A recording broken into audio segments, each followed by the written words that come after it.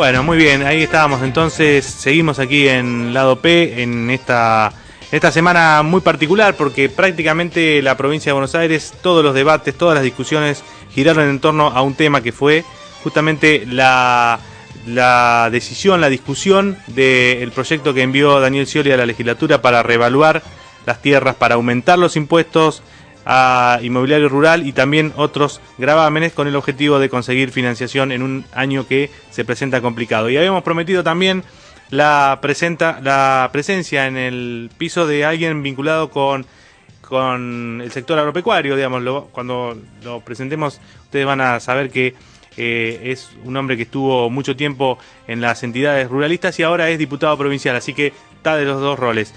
Jorge Rodek, muy buenas noches, muchísimas gracias por estar aquí. Oh, un gusto estar acá. Bueno, usted estuvo mucho tiempo en Carvap y después pasó a la legislatura, así que ahora le tocó en esta coyuntura muy particular tener, digamos, conocimiento casi personal del tema, ¿no?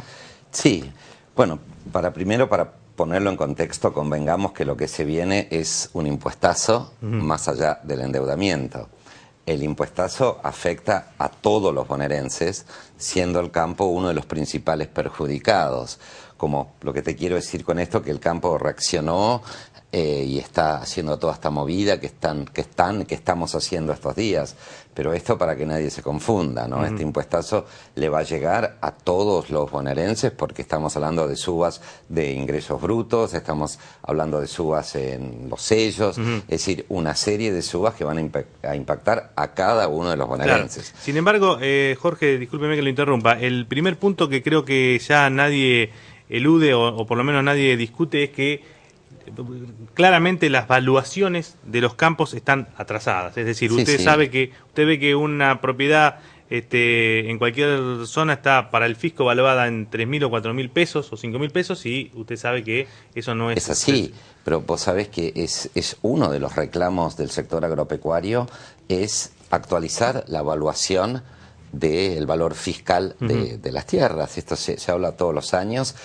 Hubo una especie de actualización ahora 15 años, pero una verdadera actualización creo que hace 40 años que no se hace. Y entonces, ¿cuál es digamos, la reacción por esta propuesta de Scioli? Y bueno, como para decírtelo en términos de campo, ¿no? El meollo de la cuestión es ¿qué fórmula vamos a tomar para darle un valor fiscal a los campos? Lo que propone el gobierno está proponiendo tomar los campos a valor inmobiliario.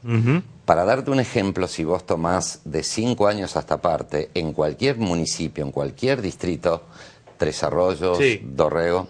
Mire, le voy a proponer que juntos veamos y para que la gente también pueda comprender, tenemos preparadas algunas placas con información vinculada con eso. Si el señor director lo habilita, vamos a ir viendo algunos ejemplos que hemos podido rescatar. Creo incluso están planteados por las propias entidades rurales. Fíjese, ahí tenemos en la zona sur, en Necochea y Tres Arroyos, justamente lo que usted decía, la evaluación que propone el gobierno pasa de $1.500 a $7.500 aproximadamente, ¿no? Eso es según la Compañía Argentina de Tierras. Tenemos también otro ejemplo en la zona del centro de la provincia de Buenos Aires, si ahí en Balcarce, Tandil, de $3.500, que es lo que ahora el fisco cobra impuesto, más o menos por ahí estamos, pasaría a 11.000.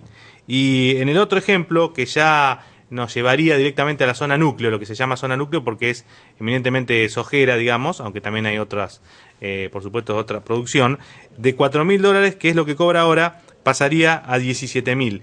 Esto es más o menos lo que está planteando el gobierno. ¿Qué es, digamos, lo que ustedes cuestionan de este esquema, de este planteo? Bueno, es lo que te empezaba a decir. Si vos tomás cualquiera de los distritos que ahí das, por ejemplo, o cualquier otro distrito que vos tomes de la provincia de Buenos Aires, si vos tomás de 5 años hasta parte, lo que ha cambiado de mano, los campos que se han vendido, y probablemente a esos valores que vos mostrabas ahí, no llega al 2%. Vos tomás un distrito como Tres Arroyos, para hablar algo que nos es familiar a los dos. Tres Arroyos es poco más de 500.000 hectáreas. En los últimos 5 años se han vendido más o menos 10.000 hectáreas.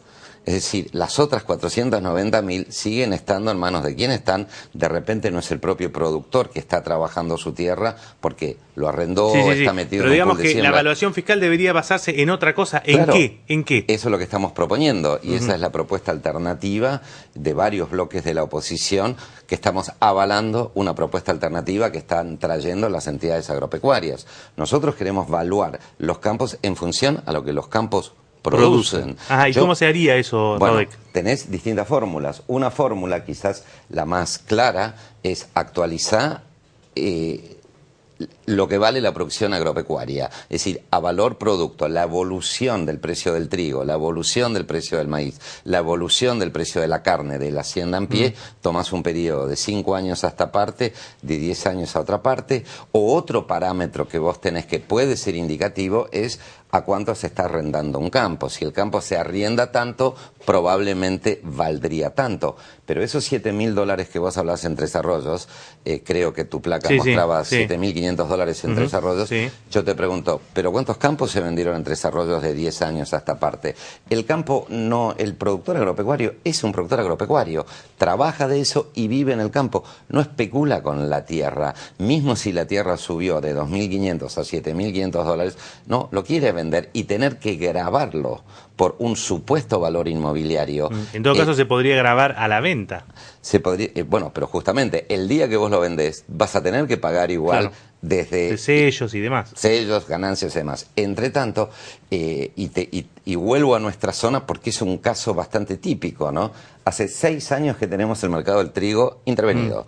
Hace 6 años que vendemos el trigo promedio 50% menos de lo que vale en Uruguay, 23% por las retenciones, 27% porque se le ocurrió a Guillermo Moreno. Ahora, ¿qué vale un campo triguero? Y además en Necochea? Con las dificultades que hay para venderlo, ¿no? Claro, después te digo el trigo, te puedo decir maíz. El maíz está intervenido por Guillermo Moreno, vale 50% menos el maíz en Argentina que en Uruguay, 20% retenciones, 30% porque se quedan en el camino. El tambo, todos los tamberos están con problemas. Hemos perdido 9.000 tamberos, 9.000, porque la leche a $1,50, $1,60, cuando ustedes en el supermercado la pagan 8, 9 y hasta 10 pesos, no tiene ninguna lógica. Entonces, bueno, valuemos los campos en función de lo que el campo produce. Y si no te alcanza una actualización de la evolución de los precios agropecuarios, te puedo acompañar con el valor de los arrendamientos de los campos. Y ante esa propuesta, ¿cuál fue la respuesta de las autoridades? Es que lo que pasa que ese es el problema. Esta es una ley que nadie la discutió con nadie. Esta es una ley que ni los propios diputados del Frente para la Victoria la conocían. Esta es una ley que lo hicieron tecnócratas, por así decirlo, y lo digo respetuosamente, y esto fue una ley totalmente inconsulta y sorpresiva. Hay que hacer mucha memoria para recordar una ley que entra en el Senado un jueves 10 de mayo y ese mismo día están diputados. Es una ley que no ha sido tratada en comisiones, fue una ley que no se discutió. Y yo te quiero decir, si el campo tiene que pagar y si el campo le tiene que poner el hombro al gobierno, lo va a hacer. Y no tengo que tomar ejemplos muy remotos. Cuando asume Eduardo Duhalde en la peor crisis de la República Argentina, que era el 2002, cuando asume Eduardo Duhalde convoca a las entidades y le dice, muchachos, estamos en problema, ¿qué retención banca el sector? Y ahí fue donde volvieron a ponerse las retenciones a partir de Eduardo Duhalde, después las subieron un poquito más también, pero se inició hablando. Si el gobernador Scioli entonces acá el problema son los modos, entonces, porque no los convocan y demás. Bueno, es que nunca tuvimos la oportunidad de, si bien el gobernador Scioli le dice, bueno muchachos, llegó el momento de hacer un revalúo fiscal, ¿qué fórmula proponen? Nada de todo esto está pasando. Ya hubiéramos encontrado una fórmula. Es más, existen las comisiones para tratar una evaluación fiscal. Vos tenés desde la Mesa Agropecuaria Provincial hasta la Comisión de Asuntos Agrarios en la legislatura. Es decir, hay cantidad de organismos que ya existen. Y creo que hasta hay una comisión de revalúo de tierras, que no sé dentro de qué órbita funciona, pero también la tenemos.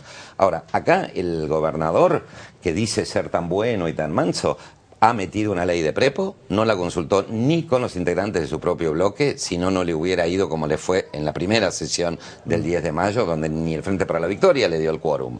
Es decir, acá te quisieron llevar puesto y no han tenido la mínima consideración dentro de una cosa que también es complicado de entender, porque cuando el gobernador Scioli bajó y explicó el presupuesto que necesitaba para el 2012, en una de las últimas sesiones de diciembre del año pasado, le aprobamos el presupuesto. Claro. 4 meses después, y te termino, 4 meses después. Vino otra... No tengo plata. 2.000 millones de pesos en endeudamiento, 200 millones de dólares de endeudamiento, y este enorme impuestazo que más que recaudar para la provincia de Buenos Aires, recauda claro. para la nación. Porque, ese es otro tema, ¿no? Ese es otro tema. Que sí, eso es lo que yo creo que no lo supieron evaluar los técnicos de Scioli, porque el impacto... ¿No lo supieron evaluar? ¿No le parece que ya estaba incluido? Bueno, entonces recibieron una orden muy estricta de la Casa Rosada. Esto es como decía un dirigente agropecuario el otro día, es como una coparticipación al revés. Porque el impacto que tiene el revalúo fiscal de las tierras en impuestos nacionales como renta mínima presunta y bienes personales es lo que realmente parte al medio un productor. Rodek, ¿cuáles son, en estos días se han estado reuniendo los ruralistas, las distintas entidades gremiales que los representan?